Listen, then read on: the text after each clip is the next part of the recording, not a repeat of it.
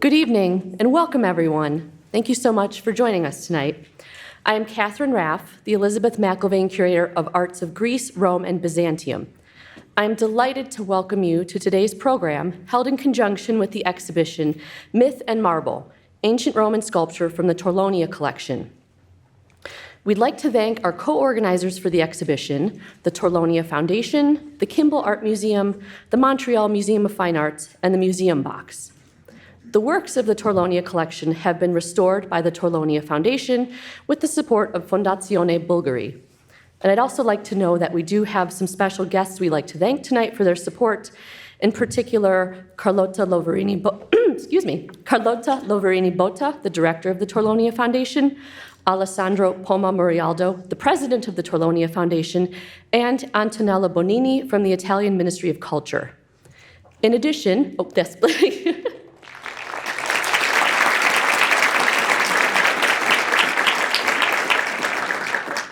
In addition, we are extremely grateful to the organizations and donors who provided major support for this exhibition. This evening, we are fortunate to be joined by Ned Boschel, his daughter Betsy, and his son-in-law Dave. Ned and the Boschel Family Foundation have long supported the study and promotion of ancient art at the museum, and we are honored and grateful to have the Boschel Family Foundation's generous involvement with Myth and Marble. And now, I am truly thrilled to introduce the speaker for this evening's program, Lisa Çakmak. Lisa Ayla Çakmak is the Art Institute's Mary and Michael J. Harris Chair and Curator of Arts of the Ancient Mediterranean and Byzantium. Prior to joining the museum in 2020, she spent 10 years at the St. Louis Art Museum, most recently as the Andrew W. Mellon Foundation Associate Curator. Lisa has lectured and published widely on an extensive range of scholarly and professional topics, including the roles of women, hybridization, and identity in the Hellenistic world, as well as museum professional training and career paths. But turning specifically to the topic of this evening's lecture, it has been my great pleasure to be the co-curator with Lisa of this exhibition. And while I have worked with Lisa for the last 5 years, and as you'll hear tonight, this last 5 years has also been the duration of this project, I have known her much longer than that. And while I won't say how long, I can say it was some time ago in our days in graduate school at the University of Michigan, so go blue. But perhaps in this instance, we should be saying it in Italian, so forza blu. Since Lisa joined the Department of Greek, Roman, and Byzantine Art as our chair in July of 2020, I knew we were entering a new and incredibly exciting phase for this department, one that was full of possibility and new opportunities for the presentation of ancient Mediterranean art here at the Art Institute and the city of Chicago more broadly. And among Lisa's many strengths as our fearless leader, of which, again, she has many, one of those is that she is, and this is in her own words, scrappy. And after working with her for 5 years now, I would say that scrappy doesn't really do Lisa justice. She is tenacious and in the best possible way. And it is in large part because of that tenacity, that desire to bring the Torlonia Collection here to Chicago, something that she stated even before officially taking up the mantle as chair of this department, that we are here today on this historic occasion.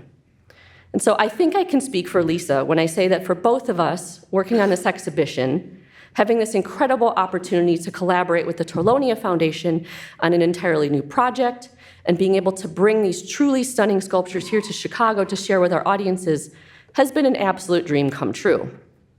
But beyond this, and for me personally, one of the greatest joys of working on this project has been working so closely on it with Lisa.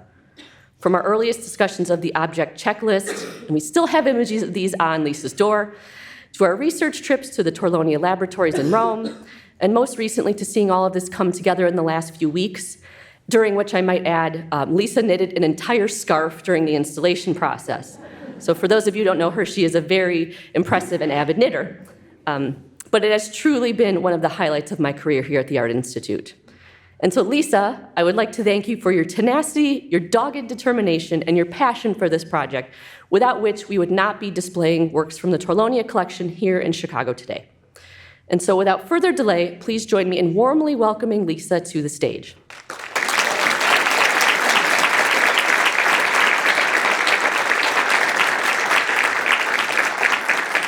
Oh my God, Katie, I haven't cried all week and now I'm like tearing up.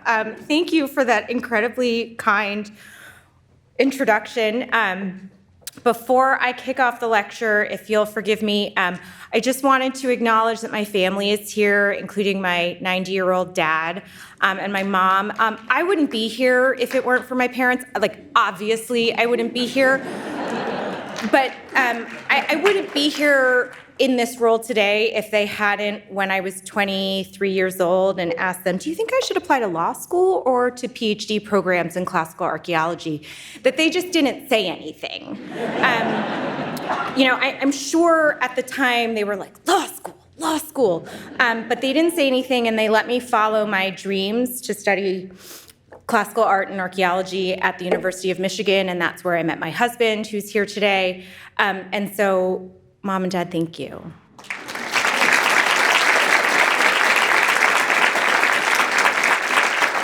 Okay.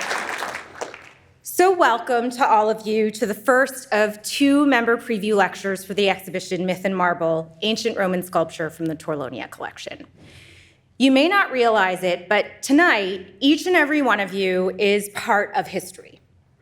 Today marks the opening of the first special exhibition on a topic of Greek or Roman art installed in the special exhibition galleries at the Art Institute of Chicago in 44 years.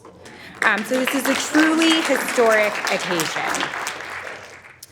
And we are so excited to not only debut this historic collection, but to serve as the inaugural stop on the North American tour. After Chicago, the exhibition will travel to the Kimball Art Museum in Fort Worth, Texas, and then to the Museum of Fine Arts in Montreal. But before we talk about the show, or really before I start telling you about the show, I'd like to introduce you to the Torlonia Collection, which, none of us would be here if it wasn't for the collection, so that you better understand why this is such a truly momentous occasion for everyone involved. The Torlonia Collection is the largest privately held collection of ancient Roman sculpture in the world. It is comprised of 622 works that cover a wide range of sculptural types and subjects, from portraits, mythological figures, ideal sculptures, funerary monuments, huge decorative pieces like basins that spin that you could put 10 people in and have a hot tub party, 3-dimensional sculptures and relief sculptures, and its holdings rival those of major institutions in Europe, including the Capitoline and Vatican museums. This incredible collection of collections was formed in the 19th century by Prince Giovanni Torlonia and his son, Prince Alessandro. And primarily, they put this collection together through the purchase of several groups of ancient sculptures that had been assembled in early modern Rome. And then they were able to add to their collection through the extensive archaeological exploration on their estates in and around Rome and Italy. By the 1870s, the collection was placed on view in a private museum in Rome, and here you see an image of the museum in the 1930s. But in the wake of World War II, the museum was closed, and the collection went unseen for generations. But in 2014, the Torlonia Foundation was created at the behest of Prince Alessandro Torlonia, not the first one from the 19th century, like he's not a zombie, it was a descendant, to ensure the continued conservation, preservation, and study of the collection, as well as the Villa Albani Torlonia. Now, when the Torlonia Foundation first shared its intentions in 2016 to put on an exhibition in Rome, it got quite a bit of coverage in the New York Times, and this was a big deal. Topics of Greek and Roman art and archaeology don't often get covered in the media in a positive way, so the fact that the Torlonia's first exhibition project got mentioned repeatedly in the New York Times was kind of a big deal, because normally when our field gets mentioned in the media, it's for things like this. How often do men think about the Roman Empire? Or movie reviews of films like Gladiator or Gladiator 2. And if any of you are wondering, Gladiator 2 is not as good as the original. So when the second major project of the foundation was announced, we were thrilled to contribute to the positive coverage about the collection in the New York Times, as well as the art newspaper. Now, let's get to Myth and Marble. What is this exhibition? This is the Foundation's second major exhibition, its debut in the United States and North America. It includes 58 sculptures, 34 of which were presented in earlier presentations, either in Rome, Milan, or Paris, joined by 24 newly selected and conserved sculptures. So Katie and I went into the storerooms, picked out 24 new sculptures, and the Foundation conserved and cleaned them. In the course of that work, we were able to make 9 new attributions. 5 sculptures were conserved and then cut either due to condition or curatorial reasons, like, we decided to go in a different direction and maybe that sculpture didn't fit where we thought it would. And these 58 sculptures are presented in 7 thematic groupings across 3 separate galleries. They took 1 trip across the Atlantic Ocean. This was their first time flying on a plane at 2,000 years old. And of course, 0 had left Europe before this exhibition. So, some pretty exciting statistics, if you ask me. Now, a note about the location of the exhibition. I know this is a member preview lecture, so you guys are, you're experienced. You know the Art Institute. So many members, when we were talking about this show, were surprised to hear that the exhibition would not be installed in the Regenstein galleries and that instead it would be situated primarily in the Renzo Piano-designed Modern Wing, which opened in 2009 and was designed to display modern and contemporary art, hence the name. So Myth and Marble marks the first time that any kind of Greek or Roman artwork has been so prominently featured in this part of the museum. And this decision is really important to us because this placement underscores our curatorial vision of bringing the past to the present rather than try to recreate the past. And it's this idea of really building a bridge between the ancient past and contemporary culture that really drove a lot of the installation and the design of the exhibition. So the different spaces are linked by a single big idea.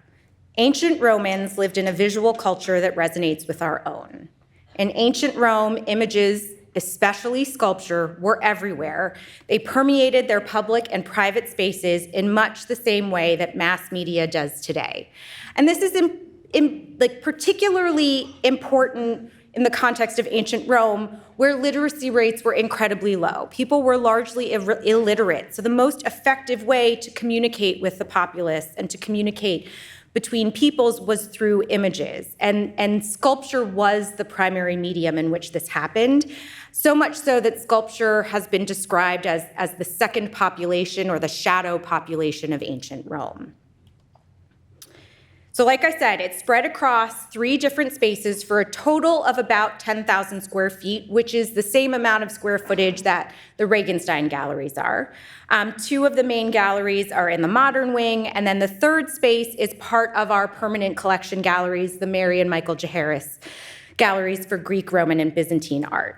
Now, for those of you who haven't yet been to visit the exhibition, there's no one right way to experience. It's not a linear show, it's not a chronological presentation. You can kind of go in any order. It's meant to be modular, and the way that Katie and I like to describe it is kind of like a choose your own adventure.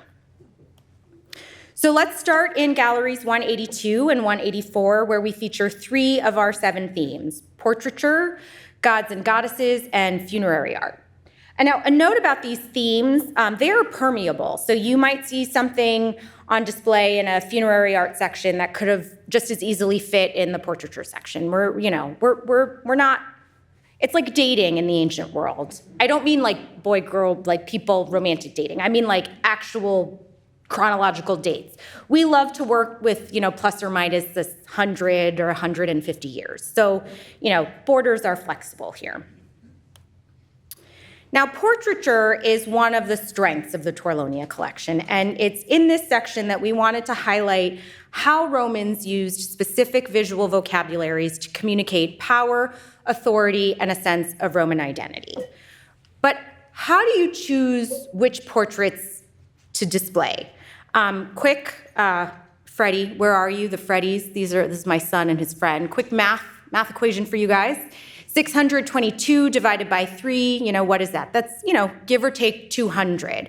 So how do you pick 19, 20 sculptures out of 200? Do you focus on notable names and figures from Roman history? Do you select the best portraits in terms of artistic quality? Katie and I went back and forth in my office, kind of like, what should we do? And we were going through the inventory of the collection, and we realized that the Torlonia Collection includes nearly a complete set of second-century emperors and their wives. And this piqued our interest because the second century is a really fascinating period, both historically and art historically. It's when the empire reaches its greatest geographic extent, touching 3 different continents, Europe, Asia, and Africa. It is the time period of the 5 good emperors who, maybe weren't really that good, but they had like a good PR firm. And it's also a period in which there was a surge of production of sculpture because the empire is expanding, and so to adorn cities and structures of this expanding empire, they needed to produce more sculpture. So there's this really important historical and art historical rationale, but we also wanted to think about you, our audience, and what might resonate with non-specialists. What is it that makes for a good entry point when we think about Roman portraits and emperors in the imperial family? And that's how we get to this slide. Why not take advantage both of the strengths of the Torlonia Collection and capitalize on the name recognition and familiarity that people might have with figures like Marcus Aurelius and Commodus from modern cinema? And so I know what you're thinking. You're like, really, ding-dongs? Like Gladiator was, a key factor in curatorial decision-making? And the answer is yeah, because this really does underscore a lot of the work that we do, not just for this special exhibition, but in the permanent collection galleries. We want to think about how to present our objects and our collection and these works in a way that meets people where they are. So, of course, the second century is an incredibly rich and important time period from an art historical and a historical standpoint, but it also helps if people already know a little bit of what you're presenting. So here we are with Marcus Aurelius and Commodus. Now, one of the stories that we are able to explore with this group of second century portraits is the issue of dynastic succession. And one of the reasons why this period is considered the high point and why these 5 good emperors are considered good is because of how they selected their successors. And you can see these dotted lines. This is a variation of a family tree that we have on display in the exhibition that shows that there were a lot of strategic adoptions. And the adoptions that were practiced by these emperors are not the adoptions that we are familiar with today. This is not bringing a child into your home and rearing it to adulthood and loving and caring for it. This is a political and administrative act rather than an act of love or family. And in some cases, it might not have even been the decision of the emperor. The sort of the rumors at the time of Trajan's death was that his wife Platina sort of encouraged his signature on the document while he was on his deathbed because Hadrian was a favorite of hers. And so in the exhibition, you will see an image of all of the emperors from Trajan to Commodus and their wives. Now, a note about the design, when you go into the exhibition, Richard Ferrer is our friend and colleague who works in exhibition design, and he is responsible for all of the wonderful exhibition details. And after meeting with him, he came back with a bunch of inspiration slides, sort of like a Pinterest board.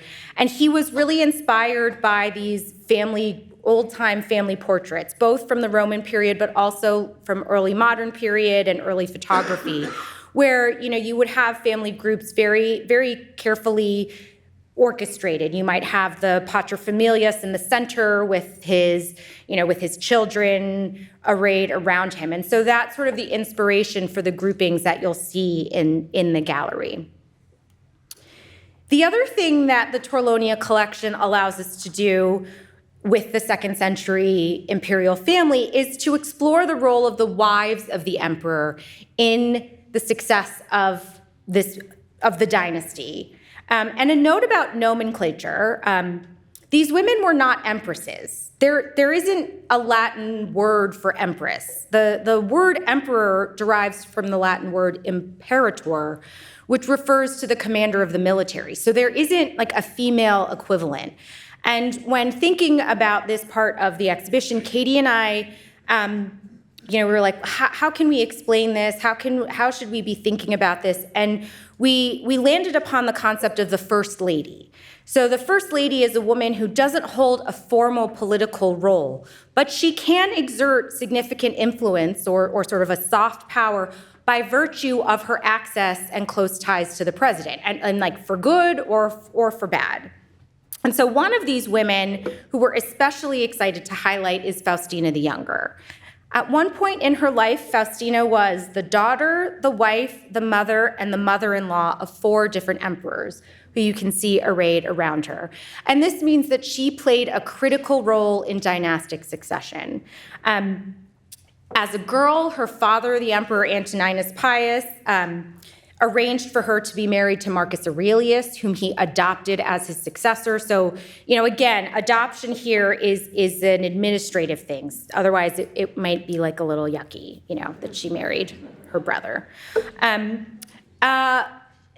Faustina's other claim to fame was her incredible fecundity. She had upwards of 14 children, one of whom was Commodus, and he was the first emperor in the history of the Roman Empire to be born in the purple. So that means that his mother was the wife of the emperor when he was born, and he was designated as the heir as his other siblings passed away. And of course, for those of you who saw the movie Gladiator, you know that this is where things start to fall apart. Commodus is like maybe the OG Nepo baby gone wrong. But in this portrait, we see Faustina the Younger at around the age of 30. This portrait was likely created around the time of her husband Marcus's ascent to power in 161 and could even be in honor of the birth of one of her children. This section is one of the sections where we really added a bunch of things that hadn't been included in earlier presentations. And so what that meant was, as things were cleaned and studied by both us and the scholars of the Torlonia Foundation, it led us to make a few modifications and reattributions to several works. So again, sticking with our friend Faustina the Younger, you can see in the red box, this is an image from the 1884 catalog of the Torlonia Collection by Carlo Ludovico Visconti. And he initially identified her as Lucilla, who was her daughter. And I take literally zero credit for this. This was all Katie's. Katie, once she saw this clean, she was like, no, it's not Lucilla, it is Faustina. And that's one of the many exciting things about this project, is that Katie and I have been part of this small cadre of individuals who have been able to closely re-examine these sculptures for the first time in over a century. And it is incredibly exciting and such a huge honor to be part of the creation of new knowledge. After the portraiture section, you head down a small hallway where you head into the next room and are greeted by an array of gods and goddesses. And this is another section where we made a lot of additions because we felt it was important to meet people, again, where they are. And you've just got a lot of name recognition with these gods and goddesses. I live in Chicago. I have 2 kids in Chicago public schools. They do a lesson on Greek and Roman mythology, and it's just really, really accessible. So we have gods like Athena, Apollo, Artemis, Diana. Now, a note about the names. You might notice I'm kind of mixing. I'm mixing between the Greek names and the Roman names. This is an exhibition of mostly Roman sculpture. So why are there so many Greek names? We decided to use Roman names for gods, except when the Greek name is significant to the sculpture's history. And I'll explain this in the next couple of slides. So in this section, one of the most important works, not just of this section, but in the entire Torlonia collection, is the Hestia Justiniani. And this statue's appellation Hestia Justiniani derives from the time before it entered the Torlonia collection, when it was held in the collection of, any guesses? A guy named Mr. Giustiniani.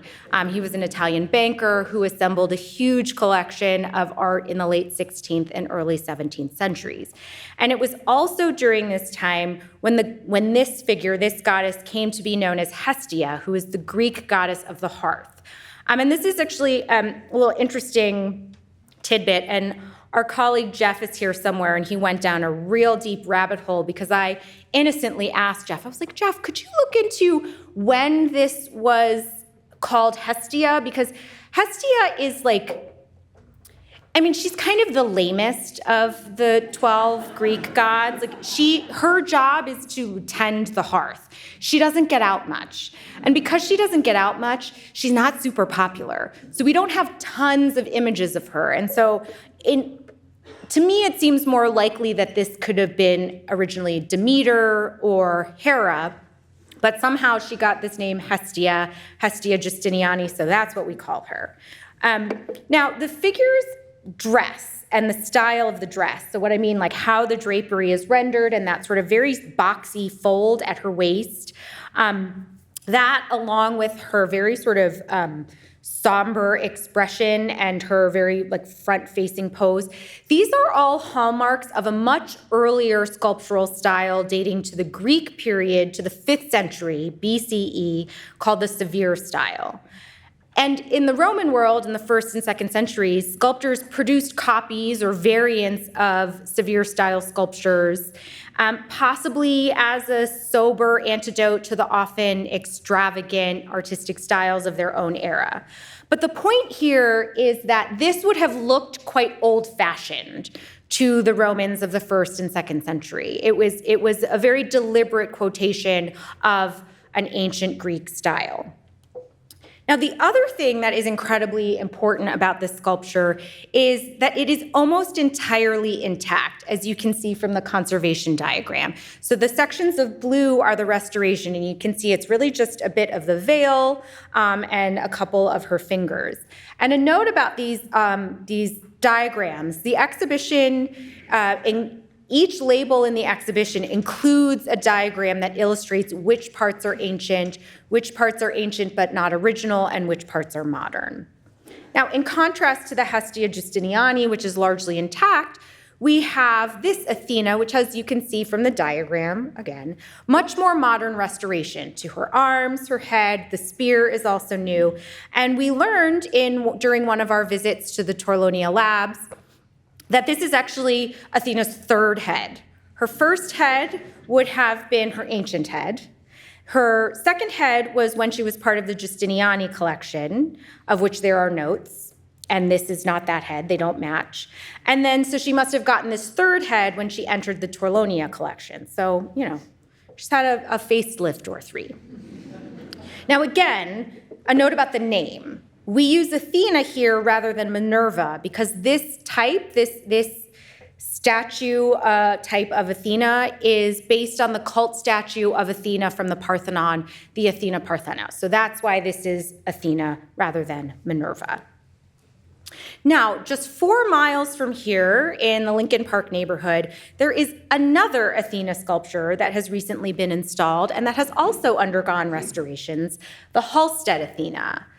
And this is an incredibly historic moment for our city, that there's not just one Athena, but 2 Athenas, both Roman, both restored in the 19th century, just a few miles away from one another. And for our Roman friends, this might be like, whatever. But for us in Chicago, this is a pretty big deal. We don't often get to have multiples of a type on view so close together. And there's also a really interesting detail that these two sculptures share, and that's the little owlet that they each have in one of their hands.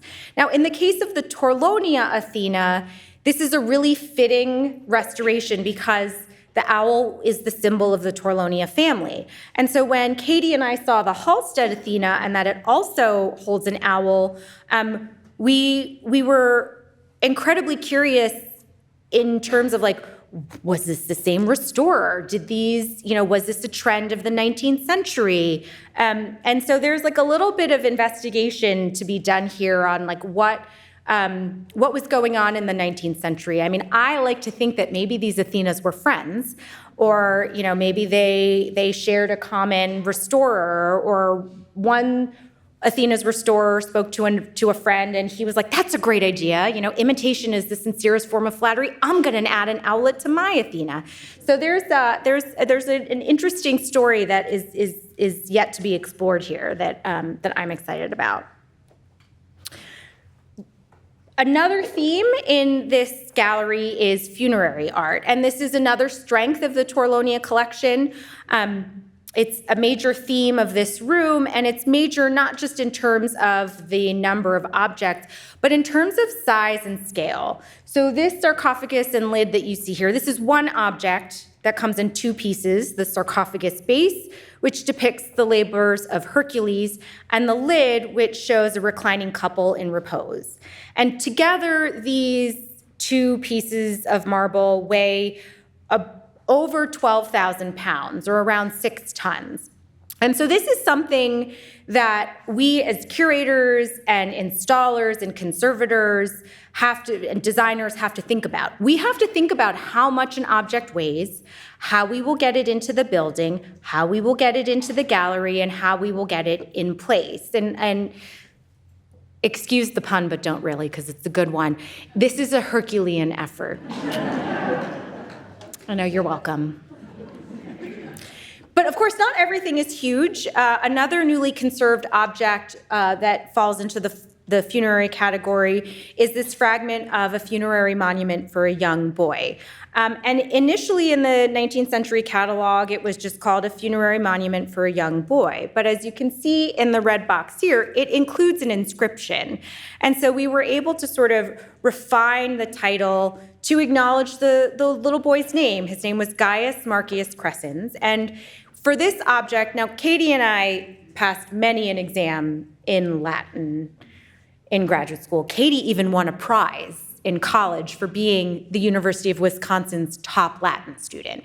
So like in a pinch, we probably could have done this, but better to call on experts. So we were very fortunate to partner with our friends in the classics department at Northwestern University, and specifically Dr. Francesca Tartarini, another Italian. We just are collecting Italians because we love them, who graciously agreed to help us. We sent her photographs, and she retransliterated the Latin inscription and retranslated it. And prior to her work on this object, the inscription hadn't really been reconsidered since at least 1978. So moving into another gallery, as you can see on the plan in green, these galleries are labeled photography, film, and media. And so we're incredibly grateful to our colleagues in the photo department for the loan of their gallery, because trying to shoehorn 58 sculptures into Abbott would have been a challenge. But this space has been truly transformed by the exposure of the windows along the north wall. Windows that are, of course, typically walled up to create the proper lighting conditions required for photography. So again, for those of you who are, repeat visitors to the Art Institute, this gallery, the Buxbaum Gallery, is really, it looks like a different gallery with the windows open. Now, in this section, we explore the themes of excavation, we go into restoration a little bit more, and we also have some of the most iconic works from the Torlonia Collection, which, as a reminder, is and has always been in private hands, and therefore offers a really unique lens on Roman sculpture. And I want to highlight a couple more of the design features, including this element at the center of the gallery, which is a nod to ancient Roman circuses, which you can see here. Richard, our designer, was also thinking about Roman piazzas and imperial forums. So the design, even though I think it looks quite modern and quite sleek, very many of its elements are drawn on aspects of Roman art and architecture, including the color. And for those of you who've been in the show, you might be like, what are you talking about? Because there isn't a lot of color in the show. And that was a strategic decision. We wanted the exhibition to feel fresh and engaging. And one of the things Katie and I agreed upon from the get-go is we said no Pompeian red and no mustard yellow. But we still wanted the colors to sort of be grounded in some aspect of ancient Roman art. So we looked to frescoes, and we landed upon this one, which is a section of the garden room of the Villa of Livia that's on view at the Palazzo Massimo in Rome. And we were able to show this to our design team, and they could kind of look at the Pantone book of paint colors and find a palette that was inspired by the fresco, but not sort of a direct quotation. And you can see the green in the color of the title graphics, as well as the text panels that are, proud of the wall, kind of glow green. When there isn't a gallery attendant present, you can just look behind it and you'll see that there's this very neon green vinyl backing those to create this sort of soft and subtle glow. Okay, but back to the themes. So you walk into Buxbaum and you are greeted by three of the most iconic pieces in the collection. It's these three portraits, which are amongst the earliest portraits in the entire collection and literally icons of their time period and are regularly illustrated in textbooks on Roman art. As you can see here, the Old Man of Otricoli is illustrated in Diana Kleiner's classic textbook that is used in art history classes in the United States on Roman art and sculpture.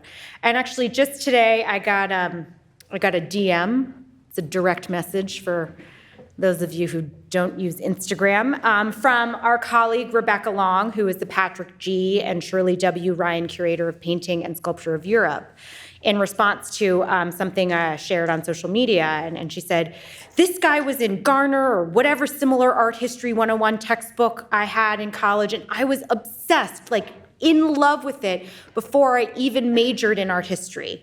She remembers this piece. She remembers this particular sculpture. And that is the power of these objects. They have stayed with people long after their studies were completed. Two other pieces that are part of the collection that are iconic for a different reason are these two, the Crouching Aphrodite and the Scote. Both of these sculptures had the good fortune to come into contact with two famous sculptors, Pietro Bernini and then his son Gian Lorenzo Bernini, centuries after they were carved sometime in the 1st century. And of course, when an object is thousands of years old, its appearance not only can change, it will change. And in this exhibition, we really wanted to celebrate that and help visitors understand that restorations are not only part of an object's biography, but in the case of these two sculptures, these later restorations really enhance their overall effect and artistic value.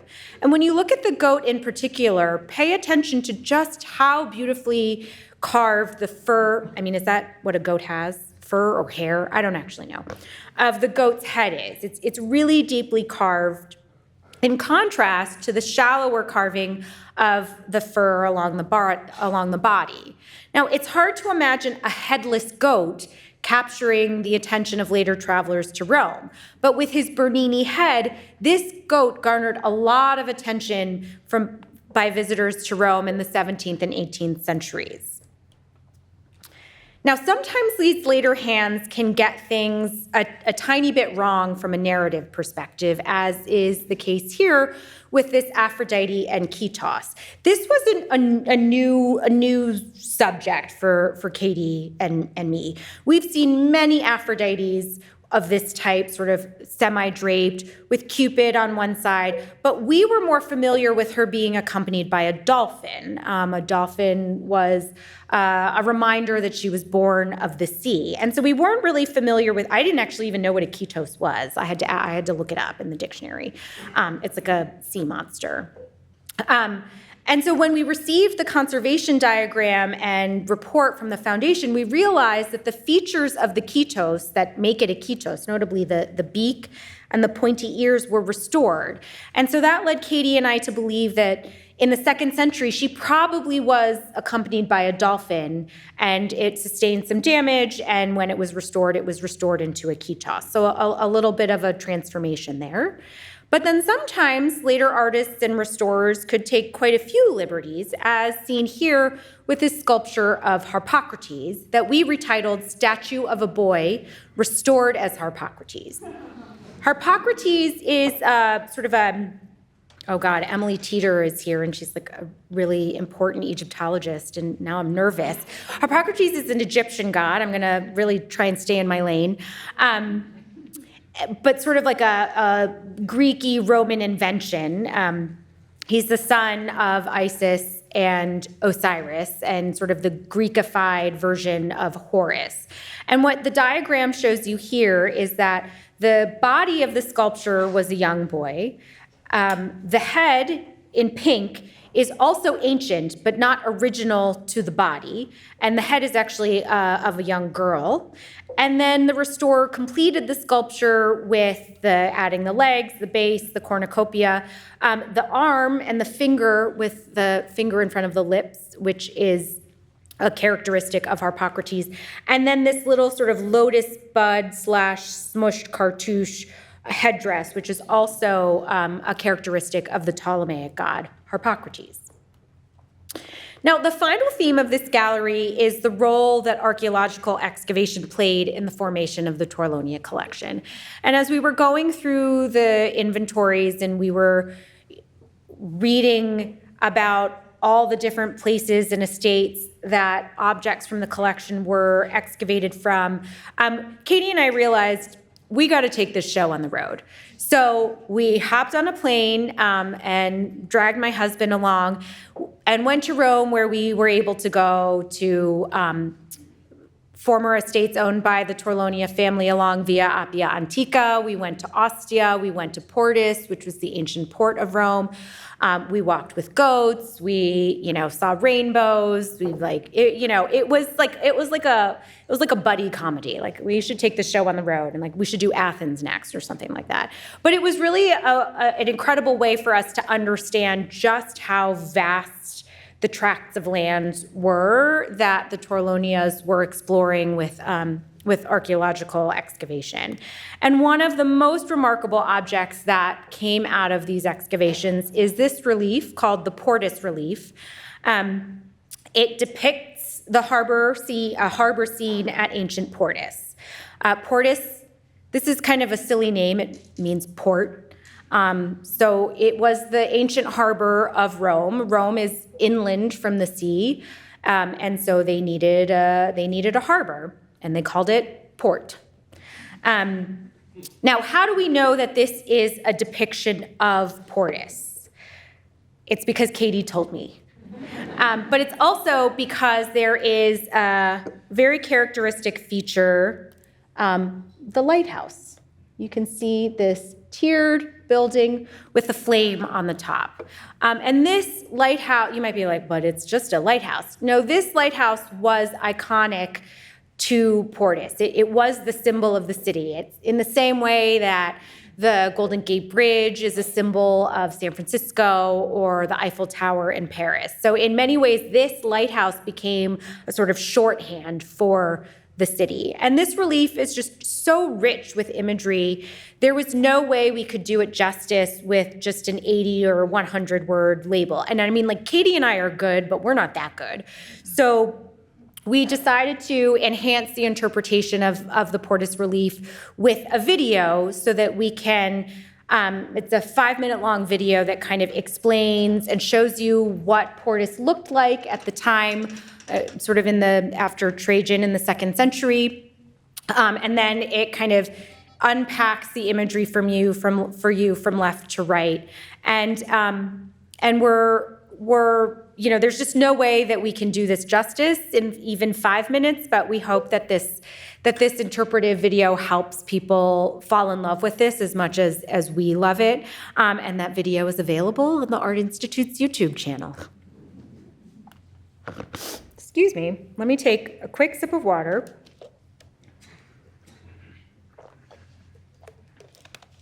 Moving into the third exhibition space, this is where we are able to explore ideas about seriality and multiples, where we've paired a work from the Torlonia Collection with some long-term loans to the Art Institute. So here you can see in the Jaharis galleries, we have 4 works from the Torlonia Collection. Not everything has to do with the idea of multiples and seriality, partly because this guy is huge, and he wouldn't fit in the other galleries because the ceilings are too low. And the ceilings here are higher, so that's where he went. This is one of those things where there was not really a curatorial decision to be made. It was just logistics.